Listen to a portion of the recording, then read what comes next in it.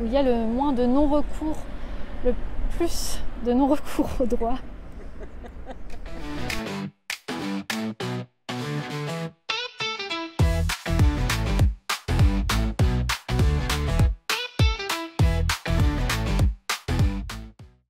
En fait, les réseaux, c'est de là que tout part finalement.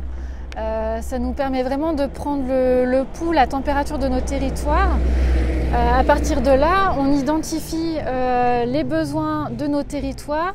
Ça nous permet aussi de mieux comprendre les enjeux qui se jouent autour des systèmes d'acteurs locaux.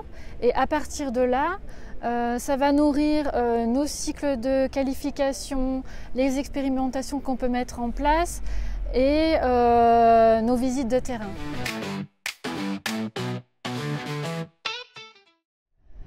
Ville au carré dans les réseaux, c'est plusieurs choses. C'est déjà différentes temporalités.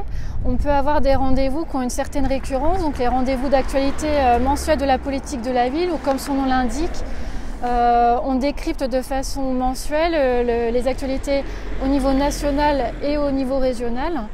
Et puis on a des réseaux qui vont se réunir peut-être que 3-4 fois par an. La dynamique de réseau, elle se joue aussi à différentes échelles. Il y a des réseaux qu'on peut animer à l'échelle interdépartementale, régionale et puis même jusqu'au niveau national, comme le réseau des cités éducatives. Et puis après, ça joue aussi sur des réseaux entre différents types d'acteurs en fait. Il y a les réseaux où on se ressource entre pairs, vraiment dans un espace cocon, un espace d'échange libre de parole. Et puis on a des moments aussi où on se réunit en interacteurs autour d'une thématique précise. Donc en réussite éducative, sur ces journées-là, on peut réunir le coordonnateur et l'équipe de référents de parcours. Et puis à ce niveau-là se joue vraiment le rôle d'intermédiaire de Ville au carré. En ce sens où on donne le petit coup de pouce, on nous appelle un besoin de ressources à un instant T. Par exemple, le chargé de la gestion urbaine et sociale de proximité de Tours va nous appeler pour nous connecter à notre territoire sur une question précise. Et si la personne la plus pertinente en face, c'est pas dans notre région, mais c'est à Lille ou à Dunkerque, on va se connecter au réseau national et on va appeler la personne concernée sur l'île. En 2024, Ville au carré, ça représente 18 animations de réseau. Dans cette animation, en fait, on compte 14 réseaux animés directement par Ville au carré et ses complices, et 4 réseaux où Ville au carré est là en tant que contributeur. Et ça, c'est sans compter l'implication de Ville au carré sur les réseaux nationaux. Oui, j'avais envie de parler de la journée des médiateurs sociaux en contrat adulte relais. Les médiateurs sociaux, en fait, c'est des professionnels qui sont au premier plan dans les quartiers. Ils sont avant tout là pour favoriser l'accès aux droits des habitants des quartiers prioritaires, des quartiers pour lesquels, on le sait, c'est là où il y a le plus de non-recours aux droits.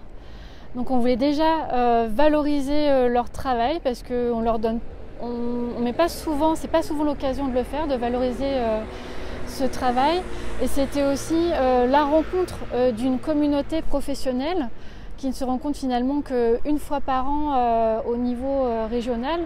Donc là, en novembre dernier, ils étaient plus de 100 sur les 198 en région à se réunir. Donc c'était un temps fort de partage d'expériences, d'échange de pratiques. Donc concrètement, l'après-midi, ils se sont tous réunis, se sont tous répartis en ateliers. Donc ça parlait soutien à la parentalité, ça parlait accès aux droits en termes de santé, accès à la culture, accès au sport. Et finalement, sans le dire vraiment, à partager leurs problématiques et leurs questionnements, ils se nourrissaient, ils en venaient même à faire une sorte de co-développement en fait, à se réunir en réseau et à partager leurs problématiques. Donc c'est un temps qui, je pense, a marqué les esprits l'année dernière et qu'on réitérera en 2025.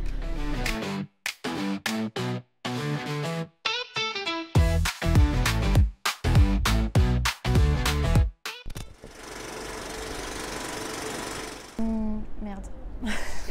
Et 4, c'est 4 et 4. 18 mois, 14. Ouais. Ça représente quand même 18 réseaux. Donc dans les 18 réseaux, on a... Je suis fatiguée. Ça, c'est la plus simple. Hein. 18, 14 et 4 et 3. Prêt? 18, 14, 4, 3. Ouais.